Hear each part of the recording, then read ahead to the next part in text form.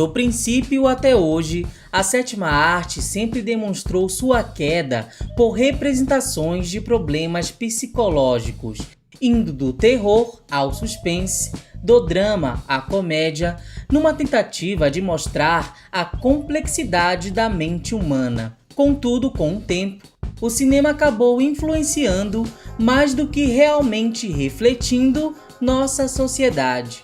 Este é o Sociocrônica e nós vamos dissecar mais um item da cultura pop.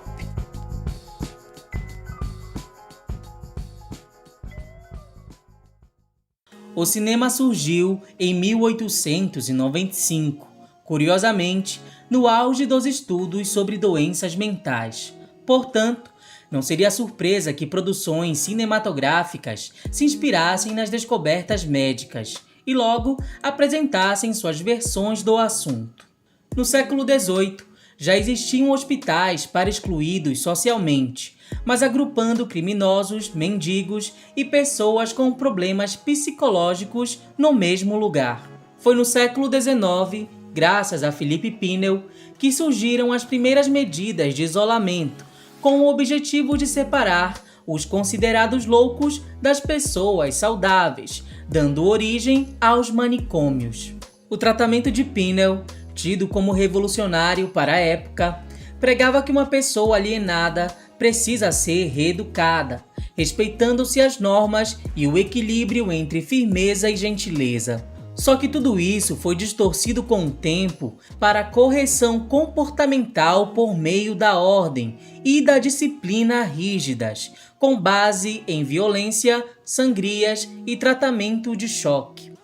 Assim, o que deveria se tornar um lugar de cura se transformou num dos maiores símbolos de medo do Ocidente. Não é à toa, então, que O Gabinete do Dr. Caligari seja considerado o primeiro filme de terror. A estética, os contrastes, as linhas em zigue-zague até nas legendas, as formas geométricas pontudas não só refletem a mente do protagonista, como criam um ambiente que oprime e incomoda, confunde e perturba. Por isso, o filme alemão de 1920 se tornou uma referência tão grande no cinema fantástico, no filme noir e no suspense, sendo um dos primeiros a mostrar um manicômio no cinema.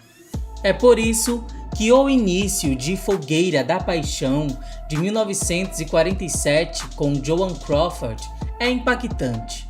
Nós queremos saber o que levou aquela mulher a ficar tão catatônica a ponto de ser internada numa clínica psiquiátrica. É por isso também que o final de Uma Rua Chamada Pecado, de 51, é tão brutal. Ao mesmo tempo em que nos chocamos ao descobrir o seu estado verdadeiro, nós tememos por Blanche, porque sabemos aonde ela está indo. No fundo, sabemos que elas precisam, mas não queremos que parem no asilo.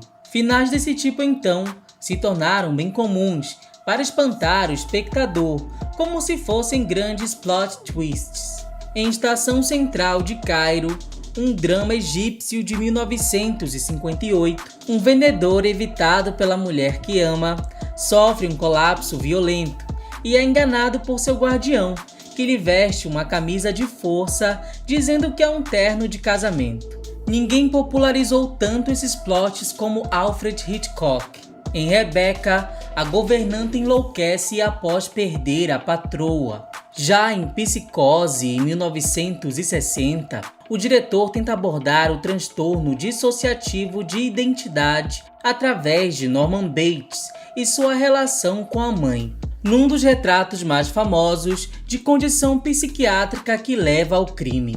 Só que o transtorno era desconhecido na época, o que fez com que muitos interpretassem Norman como esquizofrênico e acharam que os dois distúrbios eram a mesma coisa, segundo Movies and Mental Wellness, de Danny Waring. O sucesso do filme também tornou a esquizofrenia a nova desculpa para a fabricação de serial killers na cultura pop, ligando a doença à violência e alucinações, enquanto estudos revelam que 9 em cada 10 pacientes não são violentos, sendo na verdade as maiores vítimas de aproveitadores. A maioria dessas pessoas também tem alucinações auditivas e não visuais. Para piorar, na década de 70, o gênero do terror se tornou bastante popular. E adivinhem que recurso pareceu mais atraente para causar medo. Em 1975, um estranho no ninho retratou a vida num instituto psiquiátrico e mostrou uma das cenas mais horríveis do cinema: o uso da eletroconvulsoterapia, que se tornou o recurso mais apelativo de filmes com essa temática, ao lado da famosa lobotomia. Até a enfermeira Ratched revela que nem no corpo médico se pode confiar, uma vez que é tão sádica que se tornou uma das maiores vilãs do cinema, segundo o American Film Institute. Quando não são assustadores, esses profissionais são mostrados como incompetentes ou tolos. Michael Myers está desde 1978 fugindo de clínicas e ninguém descobre por que ele mata desde os 6 anos. Em Halloween, o psiquiatra se refere a Myers como incapaz de determinar bem ou mal, certo ou errado, um maniqueísmo que reforça a ideia de perigo associada a diagnósticos psiquiátricos. O fato de as representações da loucura terem sido dominadas por filmes de terror revela a insensibilidade histórica da indústria cinematográfica em relação à saúde mental, escreveu Al Hader para a BBC em 2018.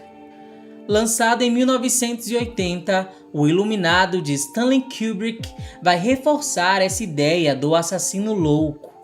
Ainda que no filme possa haver a explicação sobrenatural, o público transformou Jack na imagem clássica do psicótico que surta após muito álcool e delírios. Esses novos psicopatas foram frequentes na décadas de 80 e 90. Jason, por exemplo, tem alucinações auditivas, e Annie Wilkes, em Louca Obsessão, demonstra sintomas de transtorno bipolar, revelando uma nova moda no cinema, a bipolaridade como atração. Em Eu Mesmo e Irene, de 2000, com Jim Carrey, a bipolaridade é levada ao extremo como comédia. Como diz o psiquiatra Edward Zahirian, a representação da loucura não se destina a oferecer uma descrição clínica realista.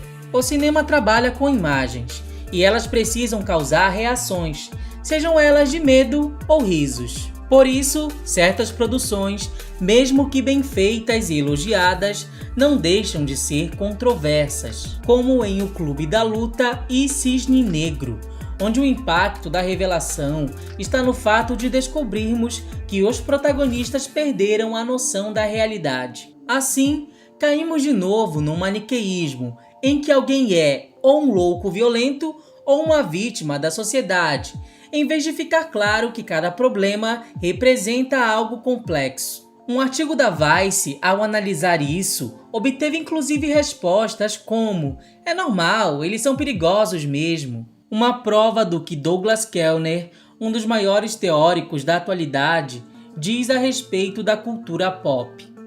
Os meios de comunicação são uma profunda e frequentemente mal interpretada fonte de pedagogia cultural. Eles contribuem para nos ensinar a se comportar e o que pensar, sentir e acreditar, temer e desejar, e o que não fazer. Claro que há inúmeros filmes recomendados por serem mais realistas. Danny Warren, especialista em psicopatologia, indica longas como o canadense Clean Shaven, O Lado Bom da Vida e As Horas. Às vezes, nem precisamos procurar longe. Nice, O Coração da Loucura, conta a história de uma das grandes referências mundiais da psiquiatria, Nice de Silveira, que revolucionou tratamentos no Brasil. Bicho de Sete Cabeças, com Rodrigo Santoro, de 2000, premiado lá fora, também traz importantes abordagens atuais até hoje. Sabemos, porém, que não são esses filmes que se fixam com força na cultura pop. Não são eles que rendem franquias bilionárias, produtos e mídia, em especial aqui no nosso próprio país. Pelo contrário, são filmes como Fragmentado, de 2016, e Coringa, em 2019, que geram comoção, ambos de novo se valendo de problemas psiquiátricos para criar cenas de violência explícita. Ainda que Coringa traga críticas e análises internas pertinentes, segundo alguns, a síndrome pseudobulbar, que provoca risos involuntários no personagem, é real e, outra vez, é ligada a atos súbitos de violência. Até sua namorada Arlequina, mesmo de outros filmes, foi uma psiquiatra que enlouqueceu após estudar demais pacientes como Coringa e se apaixonou por ele. Hannibal Lecter também foi um psiquiatra que de repente se tornou canibal em Silêncio dos Inocentes, de 1991. Isso não significa que esses filmes são ruins e merecem ser execrados, mas a indústria não está preocupada com o que eles podem causar profundamente no público. E após se entreter com essas representações com tanta frequência, é inevitável que muitos adquiram certa psicofobia, um medo irracional de pessoas com problemas semelhantes. O problema é quando essa psicofobia inibe milhões até de ajudarem a si mesmos. Segundo pesquisas, o Brasil é o país mais ansioso do mundo, com cerca de 9,3% da população lidando com o transtorno, número que é quase o triplo da média internacional. E se bipolaridade e transtorno obsessivo parecem coisa de cinema, basta saber que cerca de 14 milhões de brasileiros lidam com essas doenças. Acrescente a isso uma pandemia global e teremos agora, segundo a Associação Brasileira de Psiquiatria, um agravamento no quadro de pacientes atuais. Para completar, só em 2001, o Brasil sancionou uma lei que fechou manicômios e promoveu a criação de centros psicossociais, espaços de acolhimento com assistência psicológica, visando a integração dos pacientes na sociedade.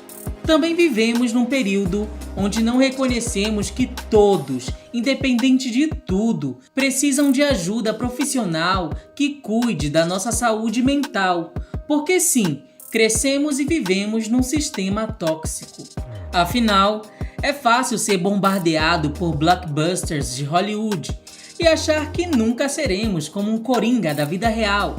Mas, como disse Phil Howard num artigo do The Guardian em 2020, nós somos eles são nós. O mal está em crer que quem precisa de terapia é o outro.